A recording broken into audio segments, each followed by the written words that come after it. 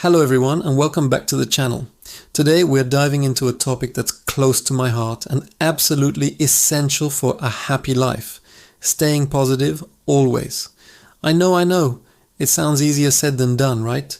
Life throws curveballs, things get tough, and sometimes just getting out of bed feels like a monumental achievement. But what if I told you that positivity isn't just about ignoring the bad stuff? It's a skill, a muscle you can train, and a superpower that can genuinely transform your reality. So grab a comfy seat, maybe a cup of tea, and let's explore how we can cultivate a mindset that not only helps us survive the tough times, but actually thrive because of them. First, let's get real about what positivity is and isn't. It's not about wearing a fake smile 24/7 or pretending problems don't exist. That's toxic positivity, and we're not about that here. True, authentic positivity is about acknowledging the challenges, feeling the emotions, but choosing to focus on the good, the possible, and the path forward. It's about finding the silver lining, not pretending the cloud isn't there. It's the belief that no matter what happens, you have the strength and resilience to handle it. Think of it like this. Two people can be stuck in the same traffic jam. One person gets angry, honks the horn, and ruins their own day. The other puts on their favorite podcast, sings along to the radio, and uses the time to decompress.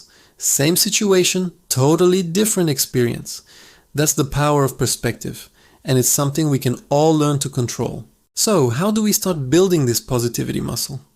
The first step is awareness.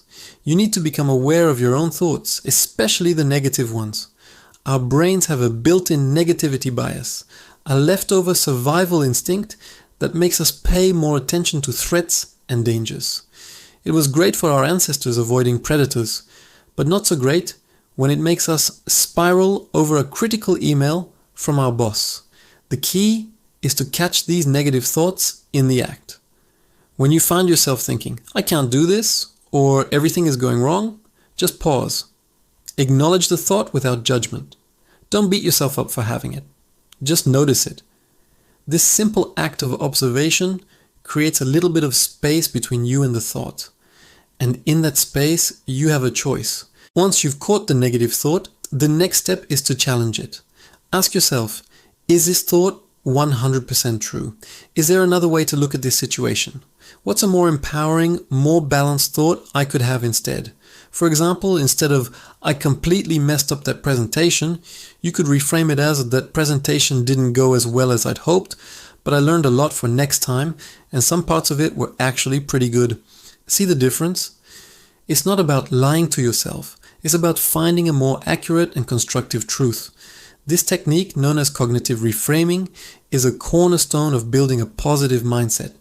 It takes practice, but the more you do it, the more it becomes your brain's default setting. Another incredibly powerful tool is gratitude. It's almost impossible to feel negative and grateful at the same time. Making gratitude a daily practice can literally rewire your brain to look for the good. It can be super simple. At the end of each day, take just 2 minutes to write down 3 things you're grateful for. They don't have to be big things. Maybe it was the delicious coffee you had this morning, a funny video that made you laugh, or a kind word from a stranger. By consistently scanning your day for these small joys, you train your mind to notice them more often. Over time, you'll start to see that even on the worst days, there's always something to be thankful for. It shifts your entire focus from what's lacking in your life to the abundance that's already there. Now let's talk about your environment, because who and what you surround yourself with matters immensely. Are you spending time with people who lift you up, or people who constantly complain and drain your energy? Are you consuming content on social media, on the news, that makes you feel anxious and pessimistic, or content that inspires and educates you? You are the curator of your own life. You have the power to mute, unfollow, or lovingly distance yourself from sources of negativity. Fill your feed, your time, and your conversations with positivity. Follow inspiring creators, listen to uplifting podcasts, read books that expand your mind. Your environment is like the soil for your mindset. You can't expect a beautiful flower to grow in toxic soil. So make sure you're planting yourself in a place that helps you flourish. Action is another huge component of staying positive. Positivity isn't a passive state, it's an active one. When you feel stuck or down, one of the best things you can do is to take a small, positive action. Go for a walk in nature, tidy up one corner of your room, send a nice text to a friend, complete a tiny task you've been putting off. These small wins create momentum. They send a signal to your brain that says, I am in control. I can make things happen. This feeling of agency is a powerful antidote to the helplessness that often accompanies negativity. Remember, you don't have to solve all your problems at once. Just take one small step in a positive direction. That's all it takes to start shifting your energy. And let's not forget the basics. Taking care of your physical body. Your mind and body are intricately connected. It's incredibly difficult to maintain a positive outlook when you're sleep deprived, poorly nourished, or not moving your body.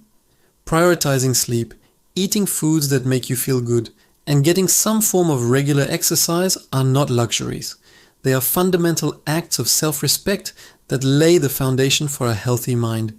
When you feel physically strong and energized, you're so much better equipped to handle emotional and mental challenges. Think of it as charging your battery. You wouldn't expect your phone to work on 1% battery, so why would you expect your mind to? Of course, there will be days when it feels impossible. Days when the clouds are so dark you can't imagine a silver lining. On those days, the most positive thing you can do is to be kind to yourself. Practice self-compassion. Acknowledge that you're having a hard time. And that's okay. Allow yourself to rest. Talk to a friend, a family member, or a professional. Sometimes the strongest and most positive action is asking for help. It's a sign of wisdom, not weakness. There are incredible resources available if you're struggling with your mental health, and seeking them out is a powerful step toward a brighter tomorrow. Never feel like you have to go through it alone. To sum it all up, staying positive isn't a magical trick. It's a daily commitment. It's about being aware of your thoughts and choosing to reframe them. It's about practicing gratitude for the small joys. It's about curating a supportive environment and surrounding yourself with positivity.